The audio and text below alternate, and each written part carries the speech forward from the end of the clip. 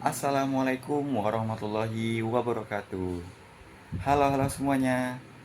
Kembali lagi bersama saya Muhammad Andika Pratama dalam video learning journal dalam mata kuliah penulisan berita dan artikel. Nah, sebelumnya saya mau nanya ke kalian semua nih. Gimana kabarnya hari ini? Pada sehat-sehat semua kan? Oke. Mungkin langsung aja ya ke pembahasannya. Cekidot.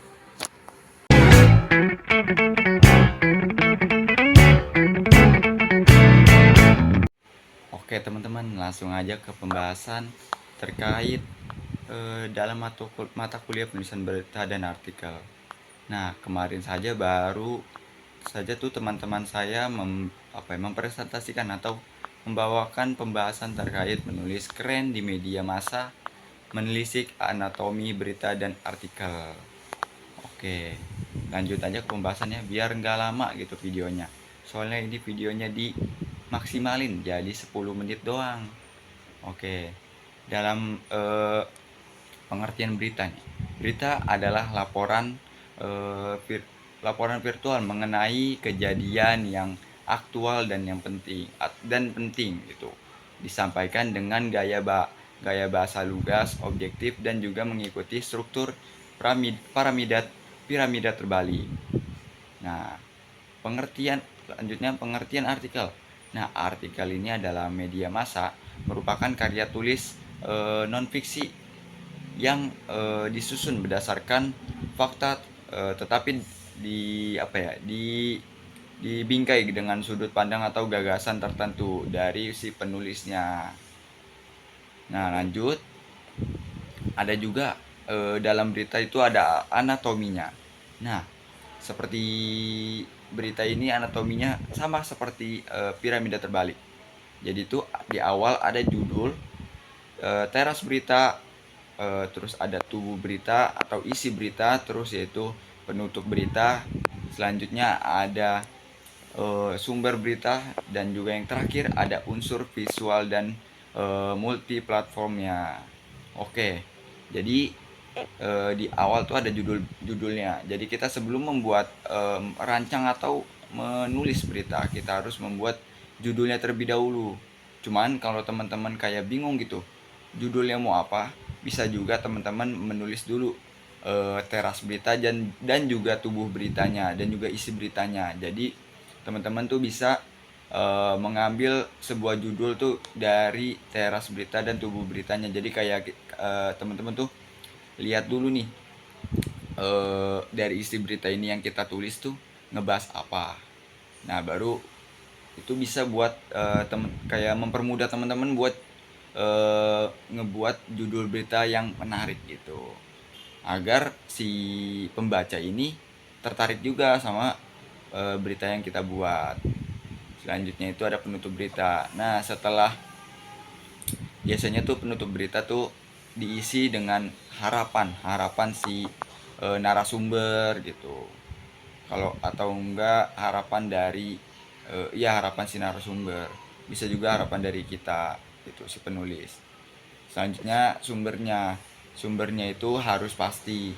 Jangan sampai sumbernya tuh abal-abalan. Soalnya kan biar sumbernya pas lagi dicek sama si pembaca ini, sumbernya itu bener gitu. Jadi nggak asal ngambil sumber dari media sosial gitu. Selanjutnya itu ada anatomi artikel. Nah, anatomi artikel itu semacam ini ya, sama seperti berita gitu, seperti anatomi berita. Lanjut di anatomi artikel. Nah, di anatomi artikel ini sama seperti anatomi berita gitu. Ada judul yang awalnya tuh yaitu judul atau titel. Ada juga yang kedua itu ada pembuka atau lead atau paragraf pengantar. Yang ketiga itu ada tubuh artikel, yaitu ada isi utama, dan juga ada gaya bahasa. Yang keempat, yang kelima itu ada kesimpulan dan penutup. Terus ada yang kesimpulan penutup itu bagaimana kesimpulan setelah kalian meneliti semua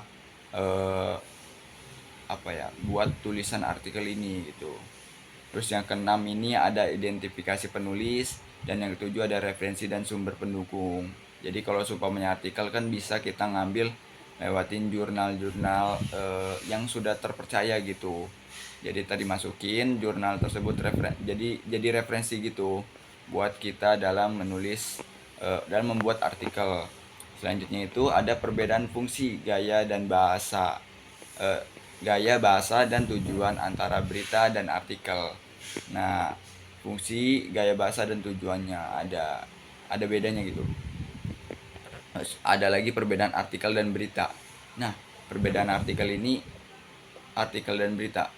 Eh, Kalau itu biasanya perbedaannya tuh tentang minimnya literasi media digital. Selanjutnya itu ada praktik framing oleh media. Terus yang ketiga itu ada kemampuan kritis yang rendah, dan yang keempat itu ada peran algoritma media sosial, dan yang kelima ini yang terakhir adanya minimnya verifikasi informal. Selanjutnya, bagaimana sih pengaruh media digital terhadap kaburnya batas antara berita dan artikel?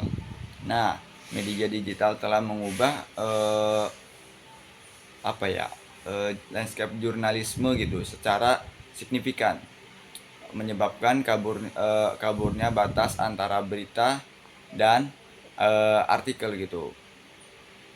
Nah, perubahan ini juga dipengaruhi oleh berbagai faktor gitu, termasuk kecepatan distribusi informasi, algoritma media sosial, dan juga perubahan perilaku si konsumsi berita oleh audiens.